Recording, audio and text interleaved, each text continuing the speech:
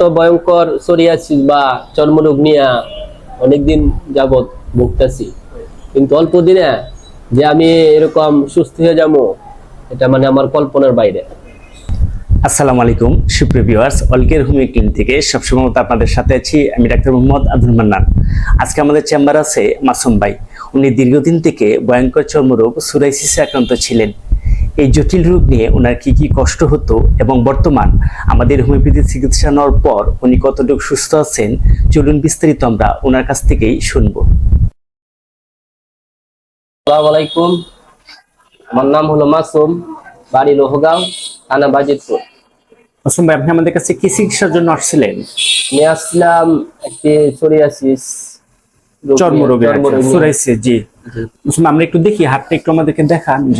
শরীর ফাইটা যাইতো, যে এগুলো ফাটতো, ফাটবে, রক্ত বের মানে কষ বাইরিত। আচ্ছা, ফাইটে ফাইটে রক্ত বের হইতো, এরকম কষ্টের মতো বের হইতো, কষ্টের মতন বাইরে, অনেক কষ্ট হয়েছে। সোরাইসিস আক্রান্ত ছিলেন কত বছর থেকে? আজকে 9 বছর হয়ে গেছে। আচ্ছা, প্রায় 9 বছর থেকে আপনি সোরাইসিস আক্রান্ত ছিলেন ভাই? জি। আচ্ছা, এই 9 বছরের মধ্যে কোথায় কোথায় চিকিৎসা নিছেন?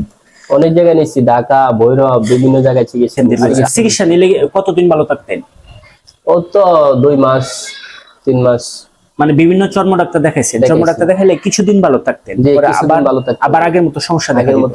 শরীরে দেখি ভাই কোথায় কোথায় শরীরে একটু পাঞ্জাবির আমাদের সব মিশে গেছে এখন তো জি, এখন আর এরকম হয় না। পাটা একটু দেখান। এই সবগুলো অংশের মধ্যে তো প্রচুর পরিমাণে আগে বেশি হইতো না? প্রচুর পরিমাণে হইতো, সব এরকম ফাইটে ফাইটে এরকম রক্ত বের হইতো।